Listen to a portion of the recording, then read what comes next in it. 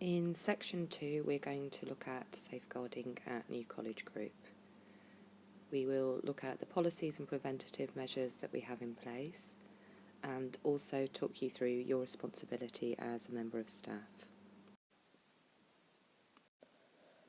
The safeguarding team is made up of the designated lead and a safeguarding and welfare officer. All of these people are available for advice and support should you have a worry about any of the students in your care. The college has a number of policies that are directly related to safeguarding. The first three are related to those areas that we discussed in section 1, namely safeguarding under 18s, safeguarding vulnerable adults, and also the prevention of extremism and radicalisation. The other policies that are directly related to safeguarding are the online safety policy, the safer recruitment policy, and also the staff code of conduct.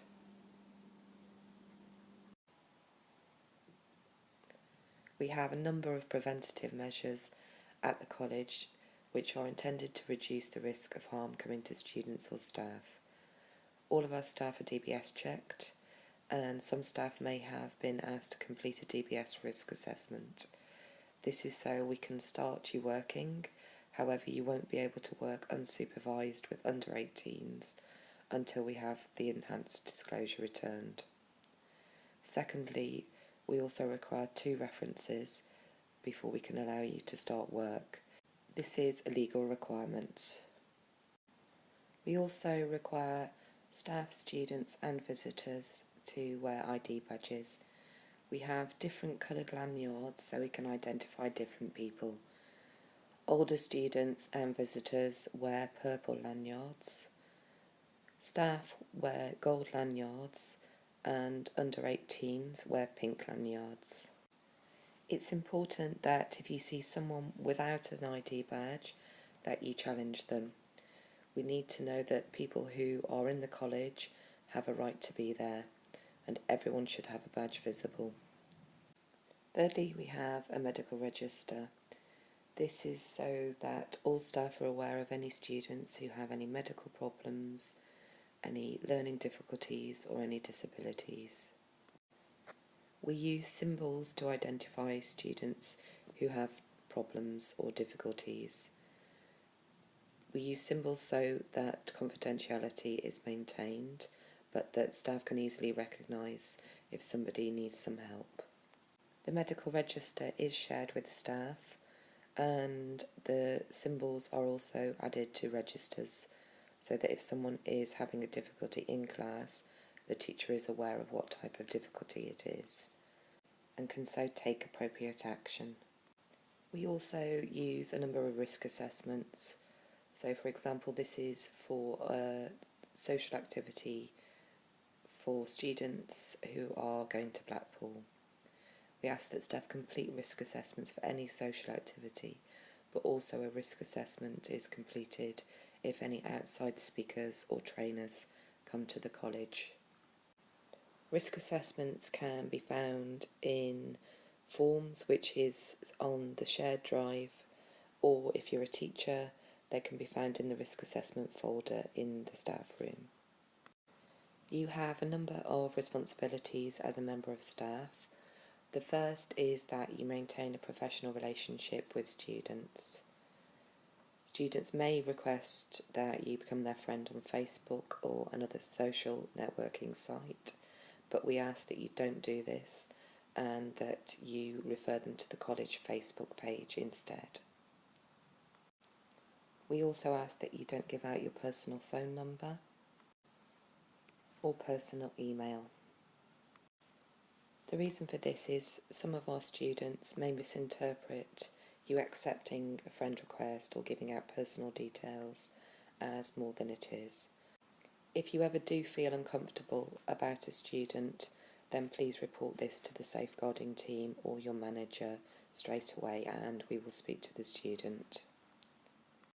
Your second responsibility is to be aware. to be aware of signs or symptoms that somebody could possibly be being abused, as we discussed in section 1, and secondly, to any unidentified people at the college. Remember, it's fine for you to challenge somebody who isn't wearing an ID badge. Your third responsibility is to report any concerns that you have as soon as possible. You can do this either face-to-face or you can call or text the emergency phone. It's really important that if there are any children who are at risk, then we deal with the situation quickly. For the purposes of summer school, the person in charge will be Colette, and she's your main point of contact. If Colette isn't available, please speak with Pavel. Most of the time, just reporting it will be enough. However, if there is a safeguarding case, we will ask you to document it on a record of concern form. Most of the time, you will observe something that gives you cause for concern. However, occasionally, somebody might disclose something to you directly. This is a difficult situation, and this part of the training explains how to handle that carefully. It's important to remember that if someone is being abused, they're going to have very complicated feelings and a lot of feeling of shame, and so you need to be quite gentle with them. Try and keep your body language relaxed as possible. If you show shock, this could be misinterpreted as disgust, or if you get upset, this might upset the person further, and both can stop them from explaining more. Please listen more than you speak. It's important that the person can tell things in their own words. Also offer reassurance. Explain to them that you are going to get help, but that you can't keep something secret. However, anybody that you do tell will be a person that needs to know, and all information will be kept confidential. Also, don't ask leading questions. By leading questions, we mean questions that are either direct or that are putting words into someone's mouth. For example, did they hurt you? Or that must have been awful. These are questions which come from you and are not the person explaining how they felt. Ask open questions. So, for example, can you tell me what happened? Or can you tell me more about how you felt? If the case is put up for prosecution, leading questions can make it inadmissible in court, and so it's really important to try and let the person tell it in their words. Also, please don't comment on the alleged abuser. The person who's being abused is likely to be being abused by somebody that they know or have a relationship with. They will have really complicated feelings, and if you say that that person is awful or disgusting, again this might stop them from talking, as they still have feelings of love towards them. Lastly is to report and record the disclosure. It isn't a good idea to write down things while somebody is telling you something, but as soon as they have finished, please go and write down everything that you can remember as accurately as possible. Also, if you feel that the person is at direct risk, you need to go and get somebody to get help immediately.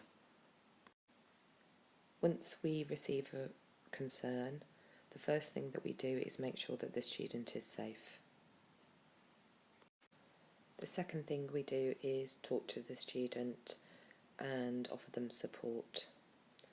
At this point, we might decide to involve the local authorities if we feel the risk is imminent or extremely serious. We may also speak to other people involved if we feel that it's safe to do so. If we feel that it is a high risk, we will leave this to the local authorities. If the allegation involves another student or a member of staff, the following steps will be taken. Firstly, the person who the allegation has been made against will be interviewed. They may be asked to leave the college until further investigation happens, so that they don't have any contact with the other person involved. At this point, we will make a decision as to whether to contact the police or the local authority designated officer.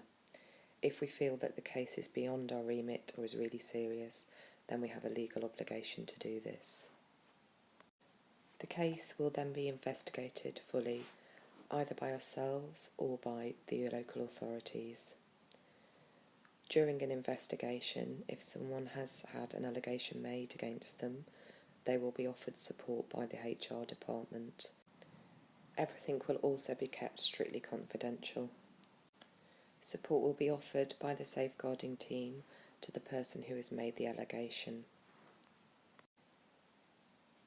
Following an investigation, 2 courses of action can be taken. If the allegation has been upheld and the authorities decide that there is a case, the staff member will be dismissed without pay or notice, and we will inform the DBS. In the case of a student, they will be expelled from the college and their embassy will be informed, and any help that we can give to the investigating authorities will be given. If an allegation is found to be unfounded, the staff member will be reinstated fully and will be paid for the time that they've had off. We must keep records for a number of years according to law. However, these will be kept in a password protected folder that is only accessed by the safeguarding team and the principal. In the case of a student, no further action will be taken. In the case of a student, again, we will keep any records in a password protected folder. No further action will be taken, and they will be offered additional support if they feel that it is needed. Throughout all of these processes, everything is documented and is kept in the safeguarding folder on the M Drive, which is only accessible for a few people. Also, confidentiality must be maintained at all times. If we feel that someone has breached confidentiality in a safeguarding case, disciplinary action will be taken against them. Just on a final note, it's important to say that most of the concerns that the safeguarding team receive are those concerning someone's welfare and are not a safeguarding concern. However, any welfare concern can turn into a safeguarding case, so any concern is important and should be reported. But it's our responsibility, not yours, to decide which is which and to decide what action should be taken. Your responsibility is just to report any concerns you have and record them if necessary. Thanks for completing the first part of the training.